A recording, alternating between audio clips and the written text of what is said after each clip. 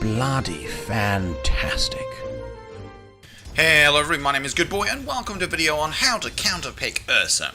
Ursa is currently the best performing hero in the meta, particularly in the low skill brackets, so it's probably good to know how to deal with this hero, particularly in terms of drafting, but also just generally your game approach. Before we begin the video though, please as always hit the like button, hit subscribe, share it, hit that glorious notification bell, and check in the description for all the different giveaways and other links to important guides.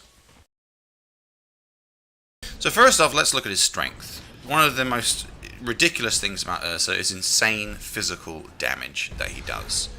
It is insane how much damage he can do, and this works pretty much on the combo of Fury Swipes and Overpower.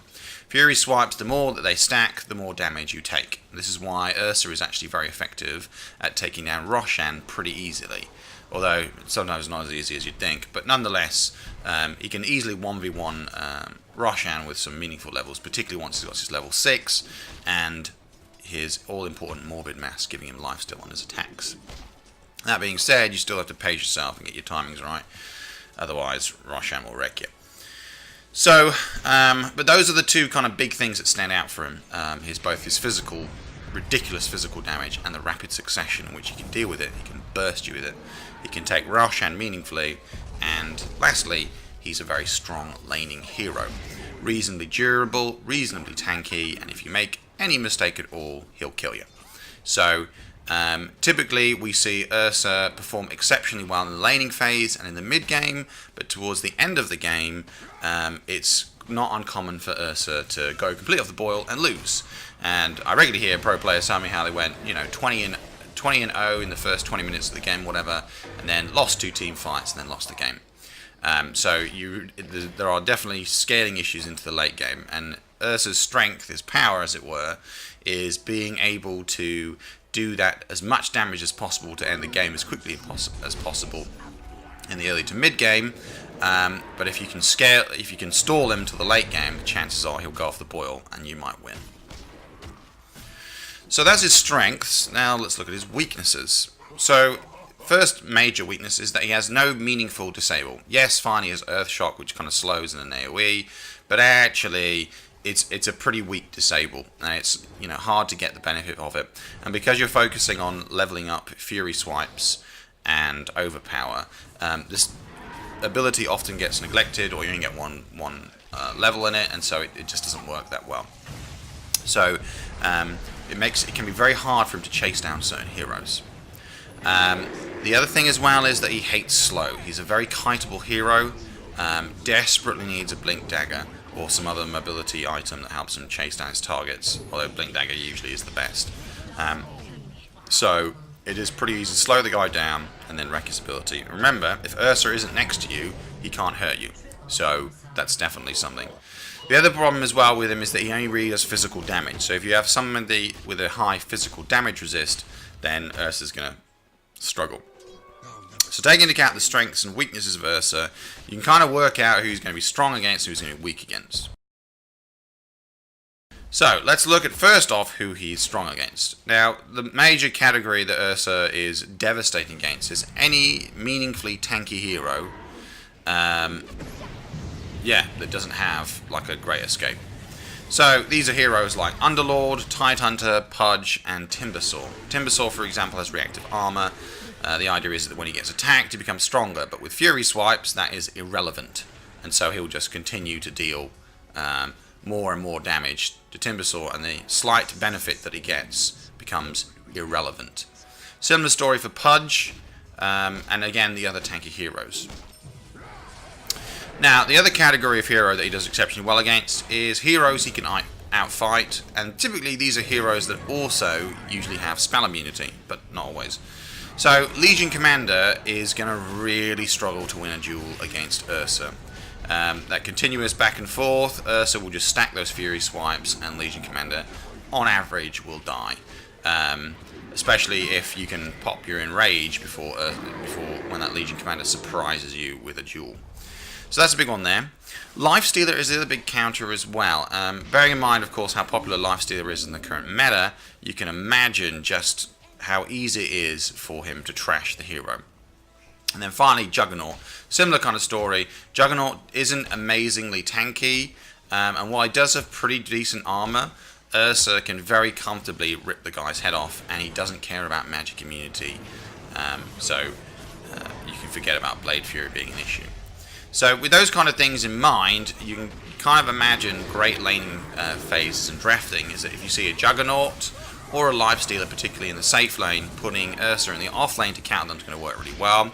And then again, if you're concerned about a solo tanky offlaner, if you're in the safe lane with Ursa, they'll die, and it will work really well. Just a little point though, if you want to have the best laning phase, having a support with great disables is going to be the best thing to set you up for securing yourself kills, because that counters much of the weaknesses that Ursa has. So let's move on to the heroes that are strong against Ursa. Escape heroes are a problem because naturally Ursa can't get them. So Weaver is probably number one. Anti-Mage can also be a pretty major problem, but any kind of hero that can either disappear or blink away or whatever is going to basically be a massive pain in the absolute neck for Ursa, because he'll never be able to kill them, unless of course he's got help with disables. The next thing that's a big problem for Ursa is just heroes that will disable him or indeed limit him in some way. So Lion is a great support to counter Ursa with, because he has two sets of meaningful disables. He also has a slow with his mana drain, and of course when Ursa drips a bit low, he can nuke him to death, and that works pretty nicely. So he's a great counter. OD works very, very well as well. Ursa's not the brightest of bears, so naturally OD takes advantage of that, and of course long meaningful disables wreck him. And then finally Bane. Bane with his Enfeeble, it can be a nightmare for Ursa, but also has plenty of meaningful disables that will trash in Ursa. Slows are also a major issue because, well, as I mentioned before, slow down Ursa means the whole team can jump in and kill him. So Venomancer with all his persistent slows, and Viper works very well, and the Nether Toxin is also particularly helpful against the Fury swipes. So all really, really good stuff. Illusion-based heroes are also a nightmare for Ursa. So Phantom Lancer, Terrorblade, CK, Naga Siren, all of these heroes are a complete pain in the neck for Ursa because, well, which one do you hit? However, there is a little disclaimer in there. Fury swipes don't stack on illusions, they do stack on the real hero. So it can be pretty, if Ursa works his way around, he can work out which one is which pretty quickly. So for example, CK, you can kind of narrow it down. The only one that's a hard counter though is Phantom Lancer, because Phantom Lancer produces so many illusions and then can disappear and reappear again. It makes it pretty hard for Ursa to actually hit the right one. But nonetheless, if you get those Fury swipes timed right, you're noticing that it's stacking, you know you're on to killing the right hero. And that actually can be a great way of getting through the illusions. So do bear that in mind with illusion heroes. Evasion is also a problem because, of course, he doesn't do physical damage. So Troll Warlord, Phantom Assassin, and Wind Ranger, all with their evasion abilities, are going to be a problem for him, unless, of course, he decides to get MKB, in which case it now, evens the playing field. A special mention then to a few like Damage Interrupt or special heroes that don't kind of really fit into any of the other categories.